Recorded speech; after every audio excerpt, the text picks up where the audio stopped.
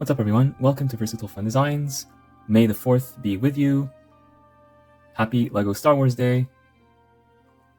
You could already see on my channel builds for the giant LEGO Ultimate Collector Series TIE Interceptor, as well as the tiny polybag version, which is the miniaturized version. I have one more Star Wars build, and that is the clone Commander Cody BrickHeadz. Let's get right into it. So I moved a lot of things out of the way just to make the build easier. Here's a look at the box. Here's a look at the actual Commander Cody. And luckily this one has the tape instead of the push tabs. I think that's a far better choice to use. I think LEGO should always do that for all their sets. Just a lot simpler to cut the tape instead of the push tabs.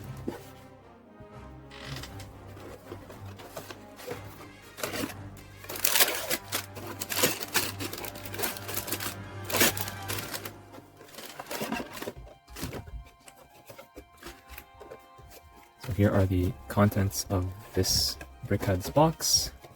I'll be putting the box here just as a reference. I will also be using the 360-degree view to look at this from all angles because not all are shown here. Here's the manual. The manual does not include a QR code.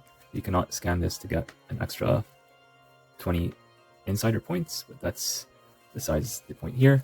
Let's just look at the building phases, if any. Unfortunately, there are none. It just tells you open bag 1 and start building. So I guess that's what we'll do. There are some very tiny bags here. I don't think we needed to make them these tiny. These are just funny to me. But we do get 4 numbered bags, 1, 2, 3, and 4. Plus this piece here that's not in any bag. So let's start with bag 1. And again, I don't know what bag 1 is going to end up building, but we'll figure it out together. Right away, you can see that there's this printed piece here that's very nice to get. It's pretty deluxe. So this piece, you probably won't be able to get it outside of this set. And there's no sticker sheet in this set, by the way. It's all prints, which is excellent.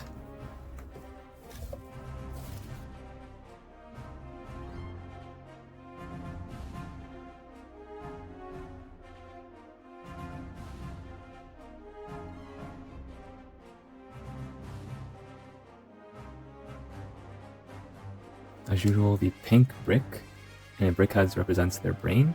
However, because this is also a Star Wars set, and LEGO Star Wars designers get a cake every time they put a pink brick in a Star Wars set, I'm wondering if they still get a cake for this one, because every BrickHeadz has a pink brick. So if you work at LEGO, if you're a LEGO Star Wars designer, if you know whether they got the cake or not for this particular set, please comment down below because I'm curious. I would like to know.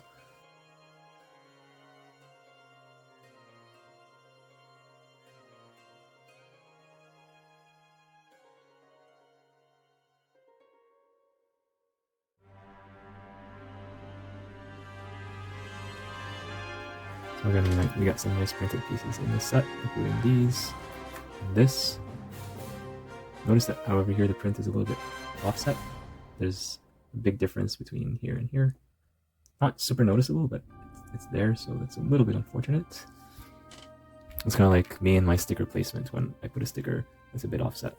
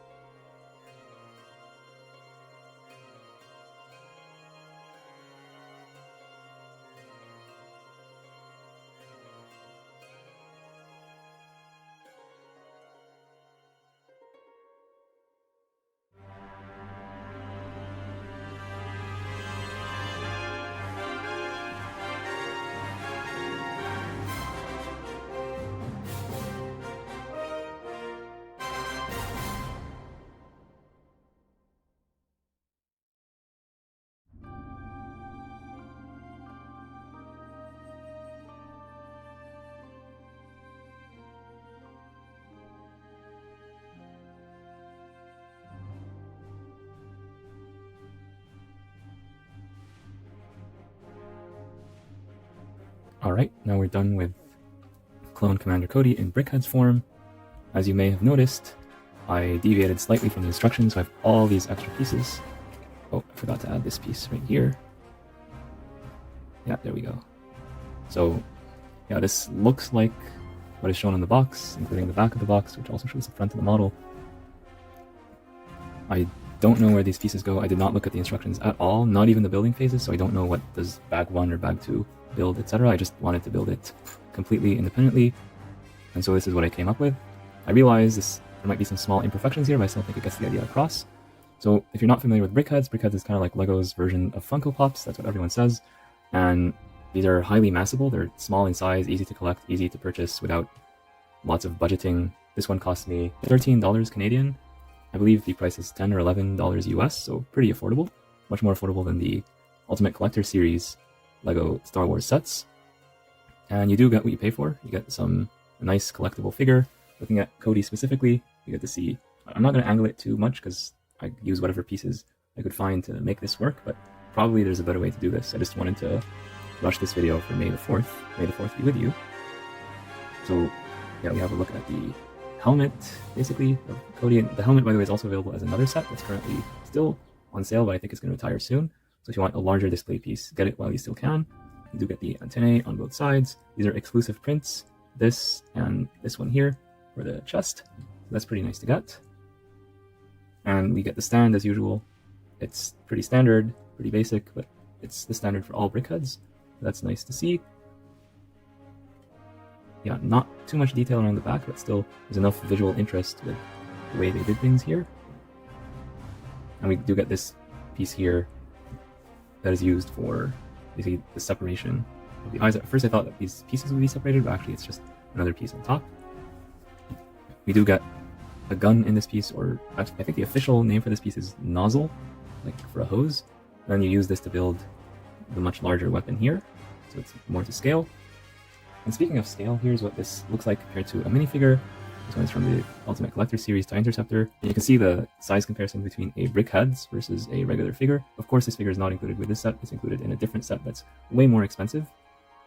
So in terms of quantity of plastic, this thing costs $13. This thing, if it was a regular figure and not this special figure, would cost $4 or $5. So you see that these regular bricks and plates are priced a lot lower than the minifigure pieces. Part of that is because of the printing, part of that is because of the articulation, I guess, and also because Lego can get away with pricing minifigures more expensively because they know that people will buy them versus regular bricks and plates and all that. So yeah, what you see is what you get here. If you like what you see, if you like the idea of BrickHeadz, of course it's very squarish, but that's in the name. So if you like what you see, if you think this is a good style, then I think you'll enjoy this model. If not, then you might want to go for the Lego Star Wars play sets instead that have minifigures, so it all depends on what you're looking for. I have a few BrickHeadz. I'm not a giant BrickHeadz fan. I don't hate them or anything. I think they're cool. But I don't have walls and walls and walls of BrickHeadz. And I think in terms of space, collecting minifigures, yes, it's more expensive, but they'll take up less space if you have 100 minifigures versus 100 BrickHeadz. Oh, and another final thing I would like to point out. It's always cool when Lego does this. The BrickHeadz model actually fits in its box. So if for whatever reason you want to take it, put it in the box, you can do that. That's pretty cool. Yeah, I just wanted to point that out. So this is a set that has, like, it's a pretty straightforward set. The prints are nice. It was I'd say it was challenging to put this without the instructions, actually. Especially without using any building phases at all. I wanted to give myself, like, the maximum challenge. Just looking at the box and the 360 degree view on the website, that was challenging to figure out where do all the pieces go and to figure out all the internals. And the way they split up the pieces across the bags, that did not help. So in terms of building experience, if you want to give yourself a challenge, then go for it. It's a small and affordable challenge, and you get a nice figure in the end, a nice BrickHeadz. So yeah, that's all my thoughts for this set. Happy Star Wars Day, and I'll see you all in the next one. Make sure to like and subscribe. Bye for now.